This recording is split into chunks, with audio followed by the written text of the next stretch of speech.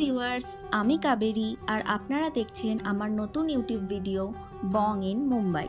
আজকের দিনটা হলো সোমবার, সকাল এখন 6টা মতো বাজে। আর এদিকে একবার বাইরের ওয়েদারটা দেখুন, চারিদিকটা পুরো অন্ধকার হয়ে আছে। এখনো বৃষ্টি হয়েই চলেছে, আজকে আর মনে হয় না থামবে বলে।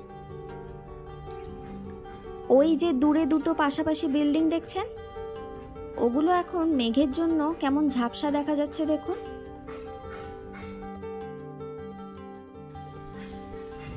আকাশের অবস্থাটা একবার দেখুন, এখনো ভর্তি মেঘ, এখনো ঠিক করে আলোই ফোটেনি। দেখে যেন মনে হচ্ছে ভোর রাত। এদিকে 6টা প্রায় বাজতে যায়। চলুন, ওদিকে গ্যাসে জল গরম করতে বসিয়ে এসছি।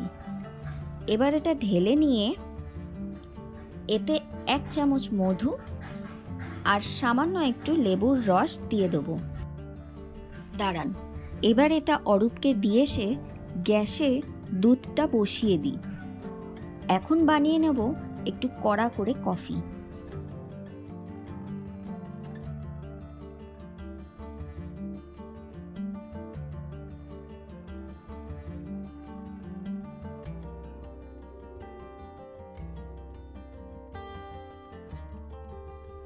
এবার একটু বেশি করে কফি আর সামান্য একটু গুড়ের পাউডার দিয়ে দেবো।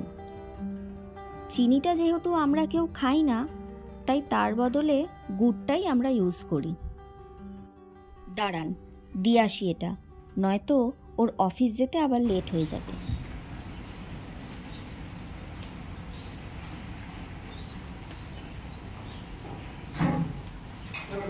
বাই।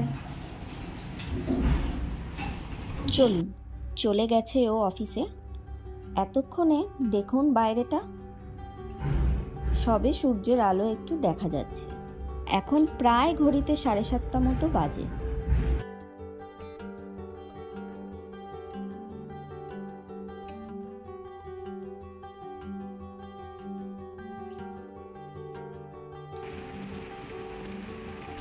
এই দেখুন, যেই না ওয়েদারটা একটু ভালো হতে শুরু করলো, অমনি আবার ঝেঁপে বৃষ্টি পড়া স্টার্ট হয়ে গেল।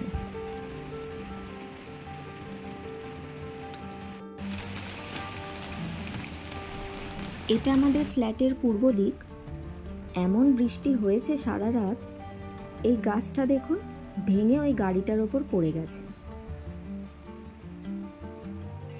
চলুন, এবার দুপুরের রান্নার ওদিকে যাওয়া যাক। আজকে বেশি কিছু রান্না করব না, ভাত, ডাল আর পেঁপে আলু পোস্ত। আসলে আমাদের 1 সপ্তাহ আগে থেকেই নোটিশ দিয়েছে গ্যাসের পাইপলাইনের আজকে কাজ হবে। 11টা থেকে বিকেল 5টা অবধি গ্যাস থাকবে না। তাই জন্যই তাড়াতাড়ি করে আজকে রান্নাটা সেরে ফেলতে হবে। একদিকে ভাত আর আরেকদিকে ডালের জন্য জল বসিয়ে দিয়েছি। ডালের জলটা গরম হতে থাক, ততক্ষণে আমি এদিকে মুসুর ডালটা ধুয়ে নেব। ডালটা ওদিকে ধুতে ধুতে ভাতেও এদিকে সিটি পড়ে গেছে।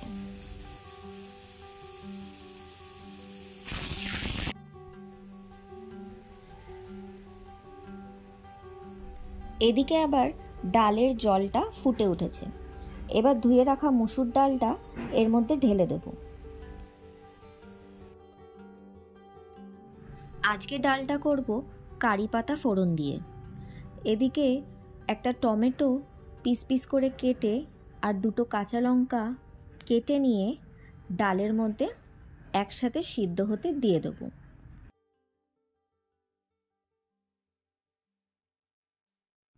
এদিকে ডালের জলটা ফুটে এসছে, এর মধ্যে কেটে রাখা টমেটো আর কাঁচা লঙ্কাগুলো দিয়ে ডালটা আরও কিছুক্ষণ সেদ্ধ হওয়া অবধি ফুটিয়ে নিয়ে তার মধ্যে সামান্য একটু স্বাদ অনুযায়ী নুন দিয়ে দিলাম।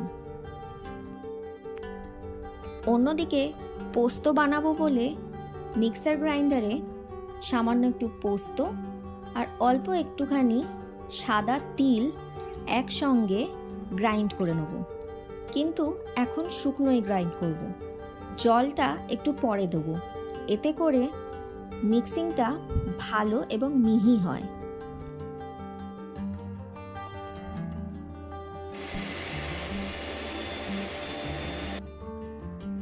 দেখুন একদম মিহি গুঁড়ো হয়েছে। এবার এর মধ্যে সামান্য একটুখানি জল আর একটা কাঁচা লঙ্কা আর সামান্য একটু নুন দিয়ে আর একবার মিক্সিং গ্রাইন্ডারে ঘুরিয়ে নেব। পোস্তর প্রিপারেশন করতে করতে ওইদিকে ডালটাও সেদ্ধ হয়ে গেছে। এবার কড়াইতে সামান্য একটু সাদা তেল গরম করে তাতে একটা শুকনো লঙ্কা ফাটিয়ে সামান্য একটু সর্ষে আর কয়েকটা কারি পাতা দিয়ে নাড়িয়ে সেদ্ধ করে রাখা ডালটা এর মধ্যে ঢেলে দেবো।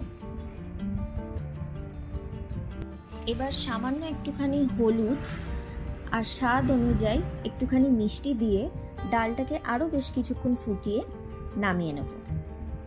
অন্যদিকে পোস্তর জন্য আলু আর পেঁপে কেটে নিয়েছি ডুমো ডুমো করে।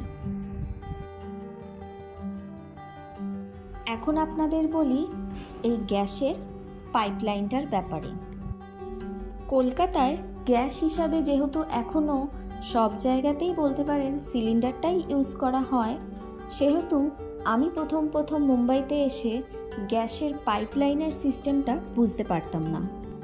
পরে দেখলাম এটাও হলো ঠিক ইলেকট্রিসিটির মতোই। এটারও একটা আলাদা করে মিটার বক্স রয়েছে। এই মিটার বক্সের ছবিটাই প্রত্যেক মাসে মাসে আমাদেরকে গ্যাসের ওয়েবসাইটে আপলোড করতে হয় এবং সেই অনুযায়ী কার কত কি বিল হলো তারা সেই ওয়েবসাইটে আপলোড করে দেয় এবং আমাদেরকে অনলাইনেই পেমেন্টটা করে দিতে হয়।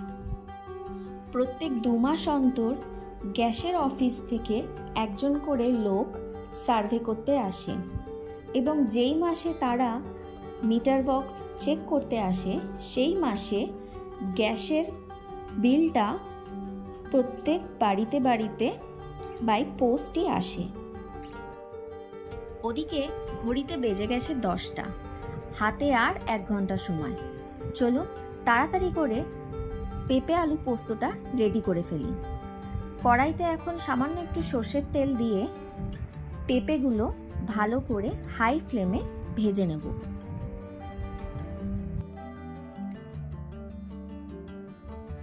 পেঁপেগুলো দেখুন ভালো করে ভাজা হয়ে গেছে।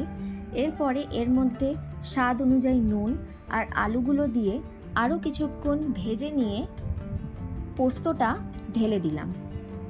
এরপর সমস্ত কিছু ভালো করে কষিয়ে নিয়ে কটা কাঁচা লঙ্কা দিয়ে ফুটে এলে নামিয়ে নেব। ব্যাস, সময়ের আগেই আজকে আমার দুপুরের রান্না কমপ্লিট।